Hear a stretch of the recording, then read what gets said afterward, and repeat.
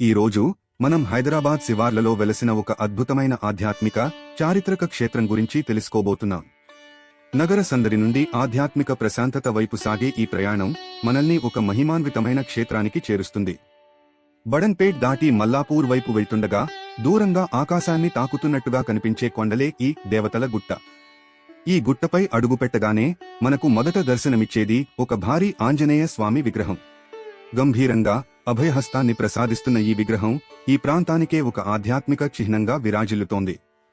కొండపైకి ప్రవేశించగానే ఈ క్షేత్రానికి క్షేత్రపాలకుడిగా వినాయకుడు మనకు కుడివైపున దర్శనమిస్తారు.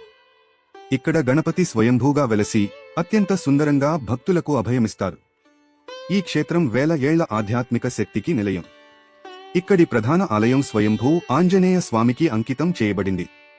ఇక్కడి హనుమంతుడి విగ్రహం ఏ మానవుడి చేత చెక్కబడింది కాదు, ఇది ప్రకృతి సిద్ధంగా వెలసిన స్వయంభూ మూర్తి.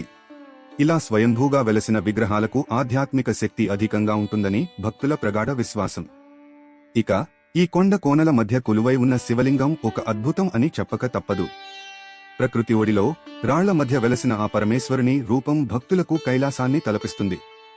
పూర్వం ఎందరో మునులు ఇక్కడ తపస్సు చేశారని, అందుకే ఈ కొండకు దేవతల గుట్ట అనే పేరు వచ్చిందని ప్రతీతి. ఈ గుట్ట సమీపంలోనే మనం దర్శించుకోవాల్సిన మరో అద్భుతం శ్రీ జలదుర్గ దేవి ఆలయం. ఈ ఆలయం ఒక అంతుచిక్కని రహస్యానికి నిలయం. ఇక్కడ అమ్మవారి పాదాల చెంత ఏడాది పొడవునా నీరు ఉంటుంది. భానుడి భగభగలకు చెరువులు ఎండిపోయినా ఈ జలదుర్గమ్మ సన్నిధిలో ఉన్న పవిత్ర జలం మాత్రం ఇప్పటివరకు ఎన్నడూ ఇంకిపోలేదు. ప్రకృతి సిద్ధంగా వెలసిన స్వయంభూ మూర్తులు, అంతుచిక్కని జలదుర్గాదేవి, ఆకాశమంత ఎత్తున నిలిచిన హనుమంతుడు, ఇవన్నీ కలిస్తేనే ఈ దేవతల గుట్ట.